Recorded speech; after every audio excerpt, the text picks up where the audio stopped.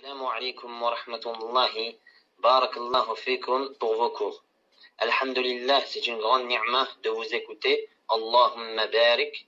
Je voulais savoir si la personne qui est à l'agonie peut voir l'ange de la mort. Barakallahu fikum. Je voulais savoir ce qu'il dit ici. Barakallahu fikum pour vos cours. Alhamdulillah, c'est une grande ni'mah de vous écouter. Allahumma barik. Amin. Je voulais savoir si la personne qui est à l'agonie peut voir l'ange de la mort. Et confirmez-moi que vous m'entendez. Alhamdulillah. La personne, dès qu'elle commence à agonir, elle commencera à voir les anges et non l'ange de la mort. Car ce qu'il faut savoir, c'est que l'ange de la mort ne vient qu'à la dernière seconde même, minute ou seconde. Mais avant cela, il y a beaucoup d'anges qui disent. Parce que le hadith a dit, il verra les anges, le mort, avant de mourir, à perte de vue. Donc, il voit la pièce, plein d'anges, et comme ça, il voit même très très loin. Et bien sûr, cela dépend de la personne qui va mourir. Si c'est une personne qui est morte, soumise à Allah subhanahu wa ta'ala, elle verra des anges habillés en blanc, ramenant avec eux un cercueil du paradis. Très beau cercueil. Ensuite, un très bon parfum. Ensuite, la personne, avant de mourir, déjà commence à sentir la très belle odeur qui est déjà quoi? Un signe du Rabbi subhanahu wa ta'ala. Qu'Allah subhanahu wa ta'ala fasse qu'on soit deux. Et si la personne, par contre, est morte dans le coffre, Allah ta'ala nous préserve, elle verra, quand c'est le moment de l'agonie, des milliers d'anges habillés en noir. Vous voyez la différence entre le noir et le blanc. Le noir, c'est le signe du chagrin, de la tristesse, de la colère d'Allah subhanahu wa ta'ala. Et le blanc, c'est le contraire. Vous voyez, habillés en noir, ramenant avec le cercueil de l'enfer. Allah subhanahu wa ta'ala nous préserve. Un cercueil de l'enfer. Et ramenant aussi, un cercueil, elle est plein de feu.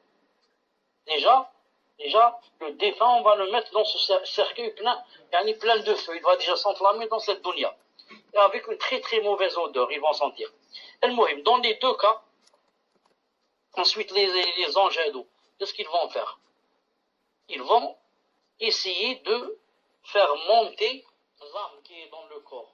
L'âme qui est dans le corps, elle est où exactement? Elle est dans tout le corps, dans les veines, partout. Donc, c'est pas facile de la faire sortir. Il faut des anges pour la faire sortir. Et ils vont commencer à la faire sortir des orteils et à la faire monter. C'est pour ça, si tu assistes à quelqu'un qui va mourir, qu'il est en train dans l'agonie, tu vas voir que ses pieds commencent d'abord à refroidir. Pas sa tête. Au contraire, sa tête, peut-être qu'elle commence à suer. Pourquoi ses pieds? Parce que c'est de là-bas qu'on a déjà enlevé l'âme. Elle est montée déjà plus haut. Elle est peut-être maintenant au niveau du tibia. Donc ses pieds khlas. Il n'y a plus de sang. Il n'y a plus d'âme à l'intérieur. C'est devenu khlas. Une autre couleur, bleue ou là, et froid. Et il commence à faire monter jusqu'à ce qu'elle arrive au gosier. Quand elle arrive là-bas, même les anges ne peuvent pas la faire sortir. Qu'ils soient un kafir ou un musulman. Juste viennent l'ange de la mort, comme je vous ai dit tout à l'heure.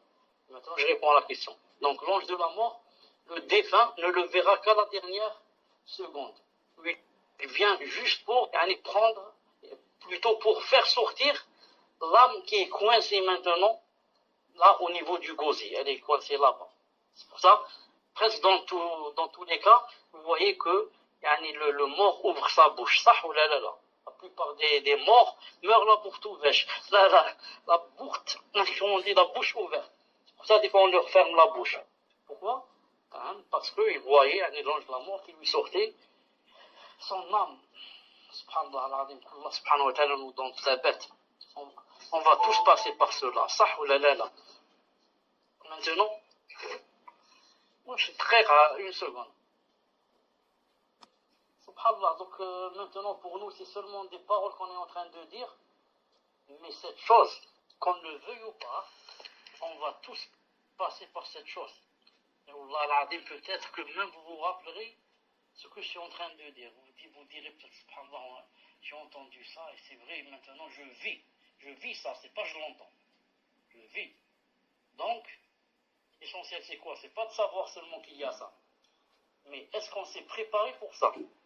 Est-ce qu'on s'est préparé?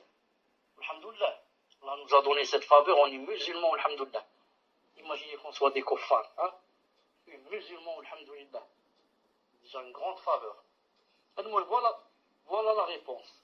L'ange de la mort viendra à la dernière seconde pour faire sortir l'âme. Et quand il la sort, c'est même pas lui qui s'en occupe après. Ce sont les anges qui la reprennent pour la mettre, comme j'ai dit, dans le cercueil, s'il est bien ou s'il est mauvais. D'après la personne. Tfadlal.